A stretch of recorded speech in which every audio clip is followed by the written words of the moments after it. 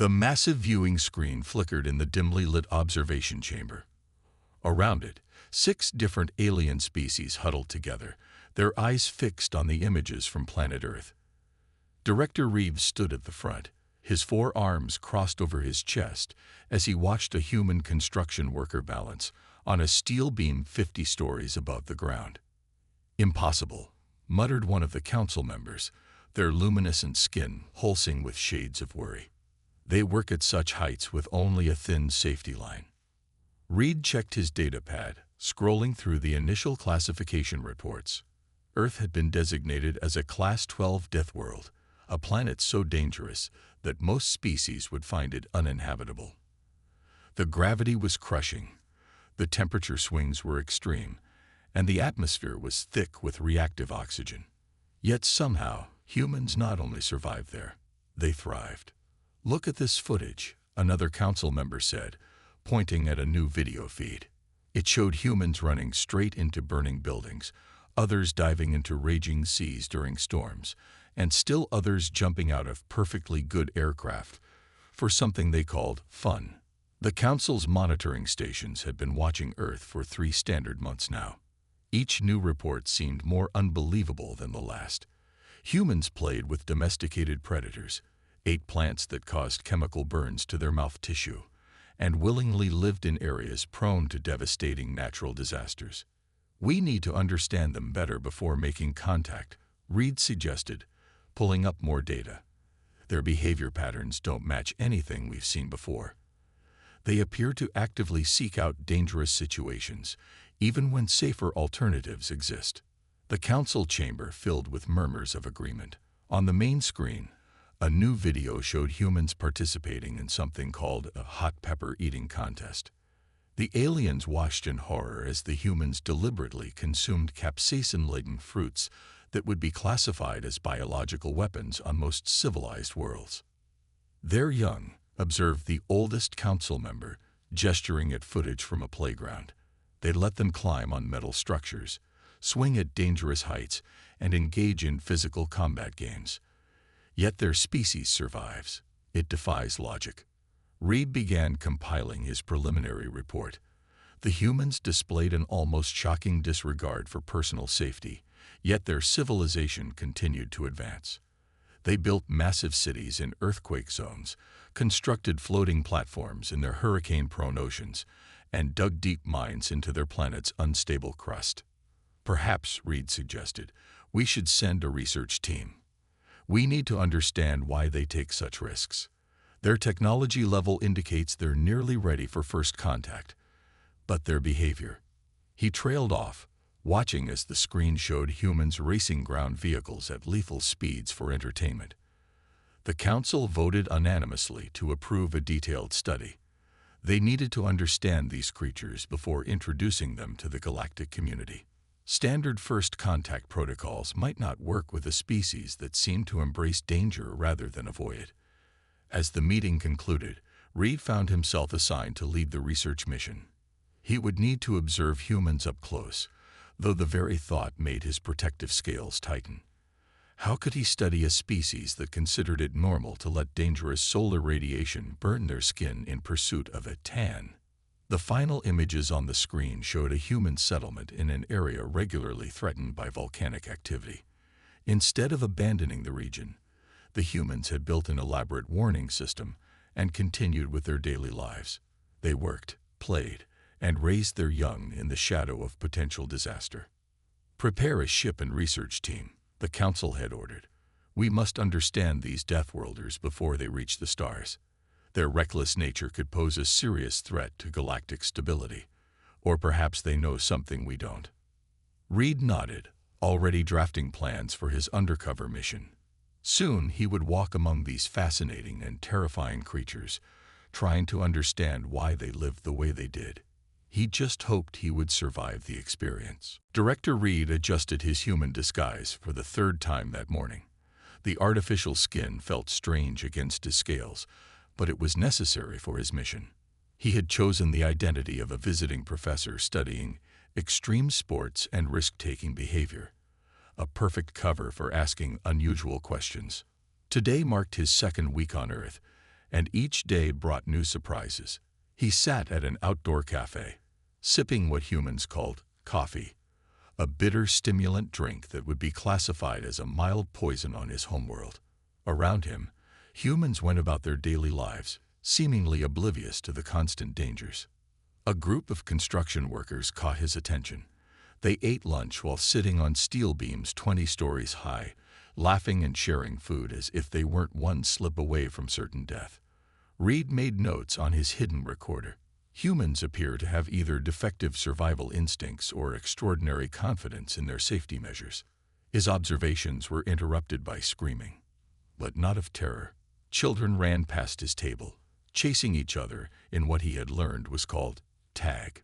Their parents watched calmly as the young humans narrowly avoided collisions with obstacles and each other. "More coffee, Professor?" asked the server, making Reed jump slightly. He had to remind himself that humans considered it normal to approach each other without warning. "Yes, please," he replied, using the simple phrases he had practiced. As she poured, a loud rumbling filled the air. Reed instinctively reached for his emergency shield generator, but stopped when he noticed none of the humans seemed concerned. "Just some road work," the server explained, pointing to where humans were deliberately breaking apart their own infrastructure with massive machines. "They're fixing the water pipes under the street." Reed added another note. Humans routinely destroy and rebuild parts of their cities, working with heavy machinery mere meters from pedestrians. After finishing his coffee, Reed decided to visit something called a gym, a location he had identified as particularly puzzling. Inside, humans voluntarily subjected themselves to physical stress, lifting heavy weights and running on machines that went nowhere. "First time here?" asked a friendly staff member. "Would you like a tour?" Reed nodded, following the human through the facility. He watched in amazement as people pushed their bodies to the point of exhaustion, their faces showing signs of pain that they appeared to be enjoying. "And here's our rock climbing wall," the staff member said proudly, pointing to an artificial cliff inside the building. "Don't worry, everyone's secured with safety ropes." Reed stared at a human female who was deliberately hanging upside down from one of the holds, solving what appeared to be a movement puzzle while dangling 15 meters above the ground. His recorder quietly logged his increased heart rate. Later that evening, Reed sat in his temporary living quarters, reviewing the day's observations. On the television, a primitive but effective information device, humans were celebrating something called a space walk repair mission. Astronauts floated in the void, protected only by thin suits as they fixed their orbital station. "Send emergency update to Council," Reed dictated to his concealed communicator. Humans don't just tolerate risk. They actively create challenges for themselves. They simulate dangerous situations for training purposes. They deliberately practice hazardous activities in controlled environments. He paused, watching as the news showed a weather warning for the next day. "Severe thunderstorm likely," the forecaster announced cheerfully. Not a single human in the building seemed concerned. "Additional note," Reed continued. "Previous assessment of reckless behavior may be incorrect. Humans appear to have developed systematic approaches to danger. They don't ignore risks. They prepare for them. Request permission to extend study. There's something here we're missing." As if to emphasize his point, the building's fire alarm began to sound. Reed watched in amazement as hundreds of humans calmly filed down the stairs in an organized evacuation, many looking mildly annoyed rather than scared. Someone mentioned it was just a drill. "Final note," Reed added. "These Deathworlders aren't just surviving their dangerous planet. They've turned survival into an art form." The emergency alert echoed through the Galactic Council's chambers, its urgent tone drawing all attention to the main display screen. The Arcturus colony, home to over 3 million beings from various species, faced an unprecedented danger. A massive solar storm, far larger than any in recorded history, was heading straight for the system. Director Reeves stood before the council, having been called back from Earth for this emergency session. His recent experiences with humans left him watching the Council's reaction with newfound perspective. "The evacuation protocols are failing," announced the emergency response chief, their tentacles writhing with distress. "Our ships can't get close enough to the colony. The radiation levels are already too high." The council members began their standard emergency procedures. They formed committees, consulted ancient databases, and debated the proper channels for response. Reed noticed how they carefully followed every safety protocol, triple-checking each decision before acting. "We have 48 standard hours before the storm hits," the chief continued. "Our shields will fail within the first 6 hours of impact. We need solutions." Then something unexpected happened. The newly appointed human ambassador stood up from her observer's seat.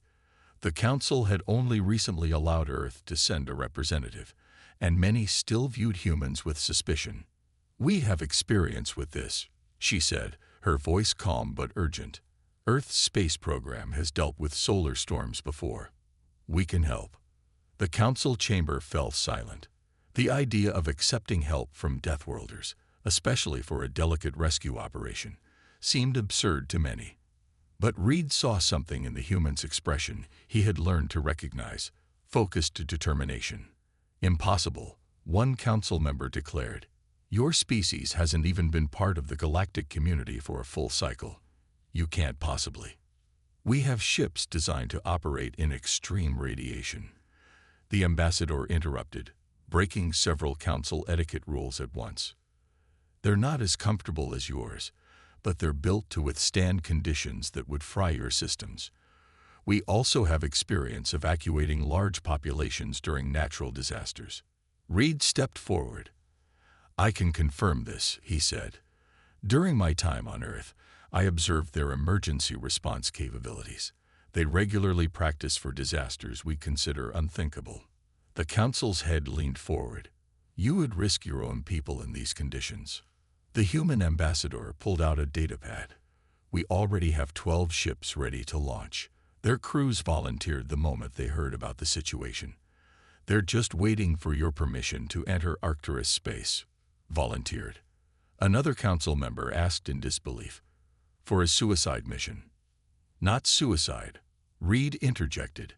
"They've trained for this.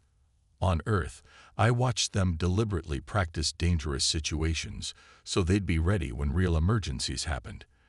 They don't just react to disasters, they prepare for them." The emergency sirens blared again. Updated projections showed the storm intensifying. The council members looked at each other, their usual lengthy deliberation process warring with the urgent need for action. "Our ships have radiation shielding that can handle twice what your models predict," the ambassador continued. "We've got emergency response teams who train in radiation zones.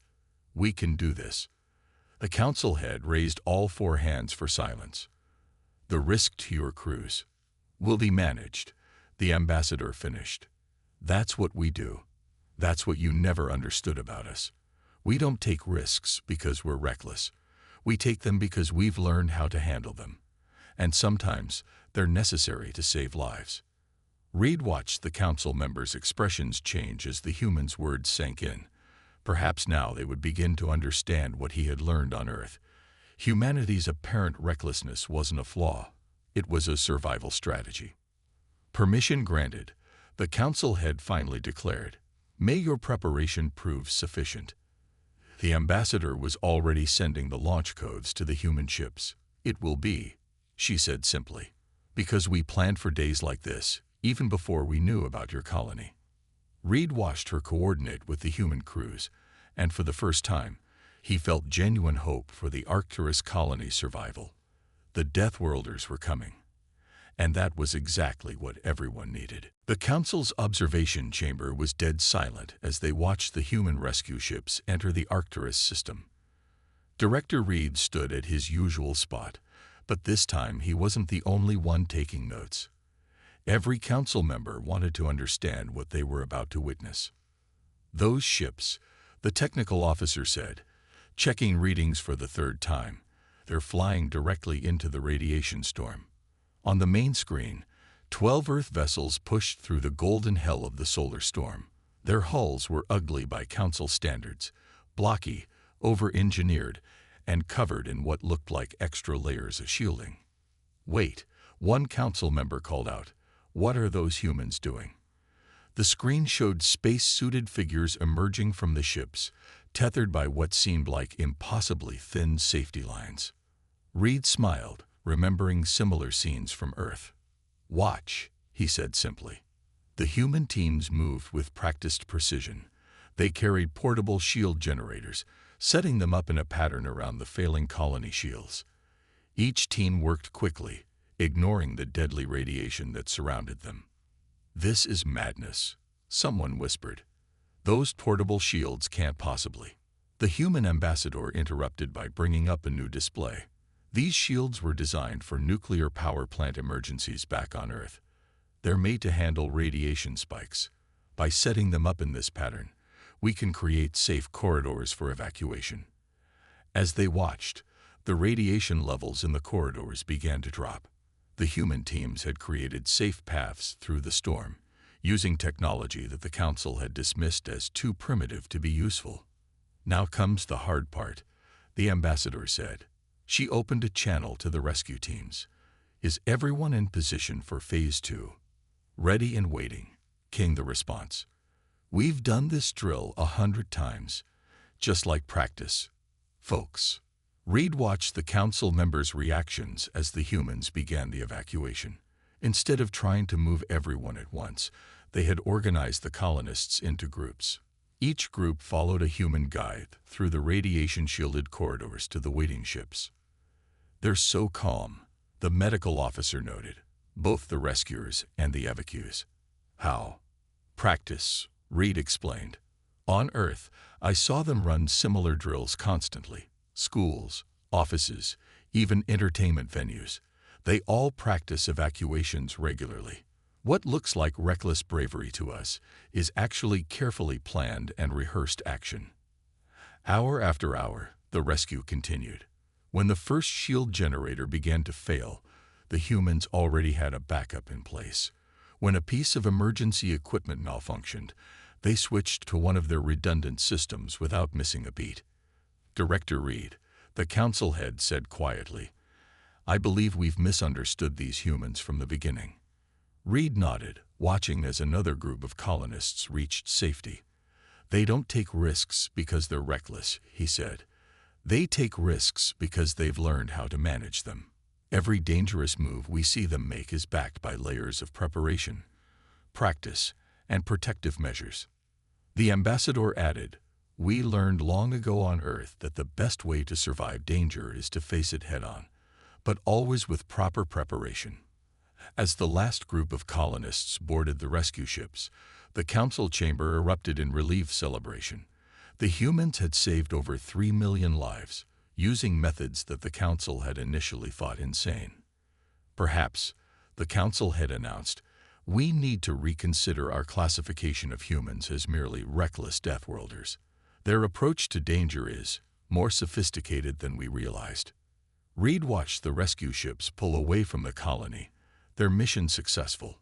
He thought about all the reckless behavior he'd seen on Earth. The drills, the practice, the constant preparation for worst-case scenarios. It wasn't recklessness at all. It was survival, refined into an art form by a species that had evolved on a world that never stopped trying to kill them. "They're not reckless," he said aloud.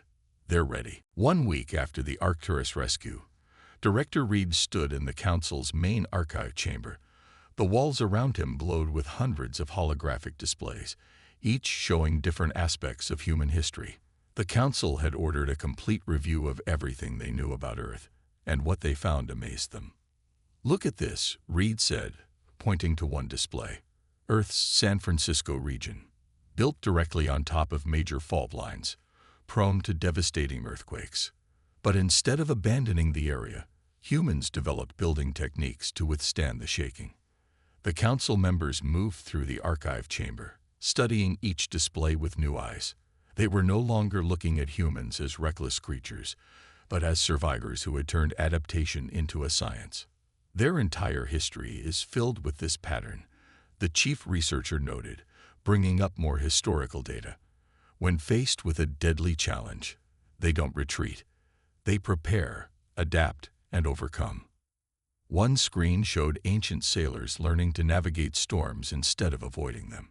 Another displayed early firefighters developing better equipment and techniques. Every disaster in human history had led not to retreat, but to innovation. Here's something interesting, the human ambassador said, pulling up a new display. Our emergency response training programs. Every year, millions of humans voluntarily participate in disaster preparedness drills. The council watched footage of humans practicing emergency procedures, children calmly evacuating schools during fire drills, office workers rehearsing earthquake protocols, coastal communities running tsunami evacuation exercises. They start training their young from an early age, Reed observed. What we saw as parents endangering their children was actually preparation for survival. The medical officer added another dataset to the displays. Their medical emergency teams regularly practice worst-case scenarios. They call them mass casualty incident drills. They simulate disasters to stay ready for real ones. Around the chamber, more examples appeared. Mountain rescue teams practicing in blizzards. Cave divers training in controlled environments before attempting real rescues. Even their entertainment showed the pattern. Humans created artificial challenges to test and improve their skills. And look at this, the technical officer said excitedly. Their space program history. Every possible emergency was simulated, every failure analyzed and learned from. The rescue techniques they used at Arcturus. They developed those decades ago, practicing for problems they hadn't even encountered yet. The council head walked slowly through the chamber, studying each display. We've been wrong about them, they announced. We saw their willingness to face danger as a sign of primitive recklessness. Instead, it's the result of careful preparation and accumulated knowledge. Reed brought up his own research from Earth. Their phrase for it is better to have and not need, than to need and not have. They prepare for disasters hoping they'll never happen, but ready if they do. The human ambassador nodded. On Earth, we learned long ago that avoiding danger isn't always possible. Sometimes you have to face it. The key is doing it smartly, with proper training and equipment. As if to emphasize her point, new data arrived from the Arcturus colony. The human rescue teams had not only saved the colonists, but had also left behind improved emergency protocols and training programs. I moved to create a new classification, Reed announced. Humans aren't just Deathworlders. They're adaptive crisis specialists. Their seeming recklessness is actually a highly developed survival strategy. The council chamber fell quiet as this idea sank in. On the displays around them, Earth's history continued to play out. A story not of reckless survival, but of carefully developed resilience. Perhaps, the council head said finally, it's time we stopped warning other species about humans and started learning from them instead. The human ambassador smiled. We'd be happy to teach you. After all, we've had plenty of practice. 3 months after the Arcturus rescue, the main training center of the Galactic Council looked very different. Director Reed walked through the facility, watching as humans taught emergency response techniques to aliens from 20 different species. The sound of various languages mixed with the hum of simulation equipment. Again, a human instructor said patiently to a group of tall, crystalline beings, remember, in a crisis, you fall back on your training. That's why we practice until it becomes second nature. The aliens nodded their crystal heads and returned to their emergency response drill. They were practicing rescue techniques in high radiation environments, using modified versions of the equipment that had saved Arcturus. Reed stopped to watch a different group learning about fire response. The human trainer had created a safe simulation of a burning building, and the alien students worked together to rescue holographic victims. It felt strange at first, one of the alien students told Reed, deliberately putting ourselves in danger, even in a simulation. But now I understand. When the real crisis comes, we won't panic because we'll know what to do. In another section of the facility, The human ambassador was showing council members through a new emergency planning center. Massive screens display potential crisis situations across the galaxy, with response teams ready to deploy. We've adapted Earth's emergency broadcast system for galactic use, she explained. Early warning systems, evacuation protocols, and response team deployment, all coordinated through this center. Reed checked his data pad, reviewing the latest statistics. In just 3 months, over 5,000 alien emergency responders had completed basic human design training. The number of successful crisis responses had increased by 60%. Director Reed called a voice. He turned to see the council head approaching with several other members. "Your latest report is quite impressive." Reed nodded, gesturing to the training areas around them. The key was understanding that humans don't just react to emergencies, they prepare for them. Now we're teaching others to do the same. They stopped at a window overlooking a large simulation chamber. Inside, a mixed team of humans and aliens worked together to stabilize a damaged spacecraft. The aliens moved with growing confidence, applying their new training. "We've had to update our entire classification system," the council head said. "Humans are now categorized as crisis adaptation specialists." Your paper on their methodologies has become required reading for all council members. Reed remembered writing that paper, titled Risk Assessment, The Human Advantage. It had caused quite a stir in the council, challenging centuries of assumptions about Deathworld species. "The most remarkable thing," the medical officer added, "is how willing humans are to share their knowledge. They're not just teaching emergency response. They're helping us understand their entire approach to survival." In a nearby classroom, a human instructor was explaining the concept of Murphy's Law to a fascinated alien audience. "If something can go wrong, it will," she said. "So we prepare for everything that could possibly go wrong." That's not pessimism, it's good planning. The council members watched as the aliens took notes, their previous fear of human recklessness replaced by genuine respect for human preparedness. "We're already seeing results," the security chief reported. Last week, a mixed human-alien team prevented a reactor collapse in the Vega system. They used human protocols combined with alien technology. The solution would have been impossible for either species alone. Reed smiled, remembering his first observations of Earth. He had thought humans were recklessly brave, but now he understood. They were bravely prepared. "The next generation of galactic citizens will be different," the council head declared. "They won't just avoid dangers. They'll learn to face them, prepare for them, and overcome them. The human way." "Not just the human way anymore," Reed corrected, watching another group of aliens successfully complete their training. "It's becoming the galactic way. We're all learning to be ready for whatever the universe throws at us.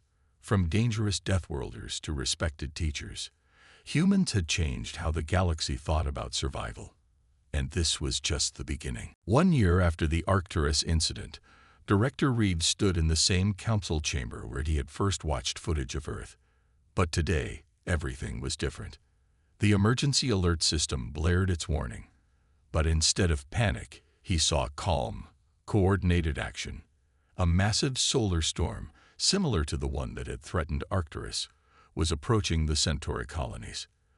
But this time, the galaxy was ready. "Response teams are already in position," reported the Emergency Command Center.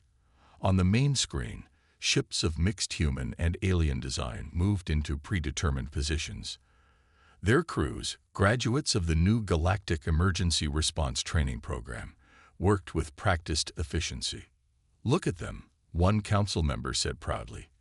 "A year ago, we would have called this reckless. Now we know better."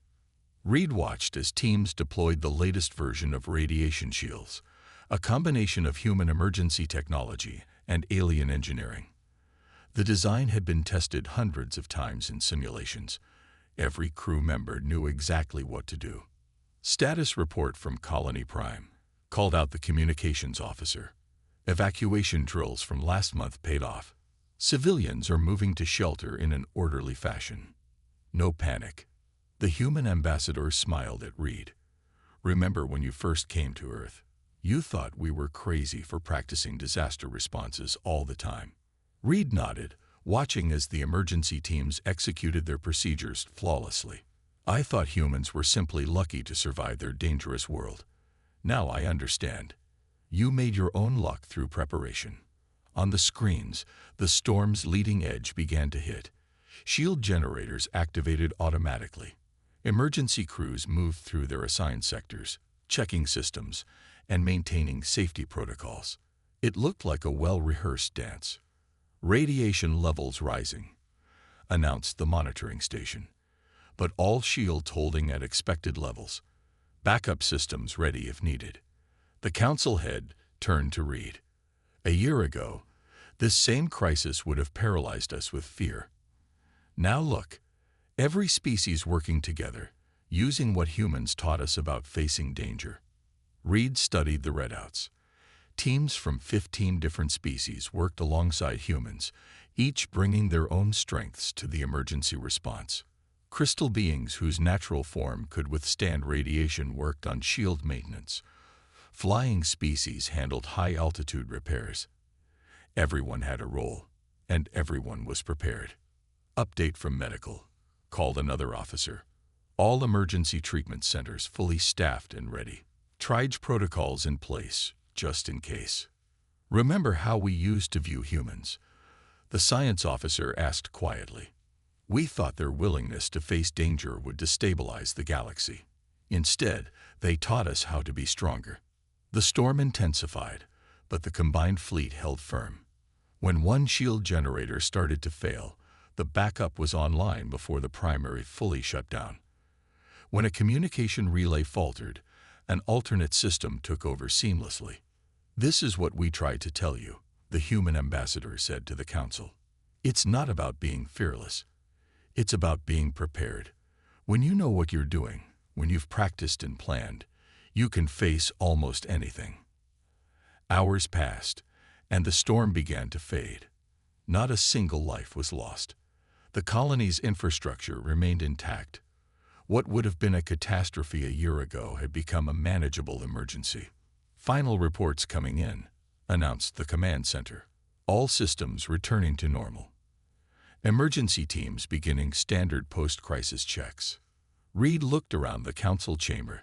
The same aliens who had once feared human recklessness now stood proud, having learned to face danger the human way, with preparation, practice, and purpose. "We've come full circle," the council head declared. "We once thought humans were dangerous because they came from a death world. Now we understand they're valuable because they came from a death world. They learned lessons that the rest of us needed. And the galaxy is stronger for it," Reed added, watching as the emergency teams began their post-action review, another human practice that had been adopted. The human ambassador checked her datapad. Next month's emergency response drills are already scheduled. 10 new species have signed up for training. Reed smiled. The galaxy had changed, and for the better. They had learned that courage wasn't about being fearless, it was about being prepared. The Deathworlders had taught them that, and none of them would ever forget it.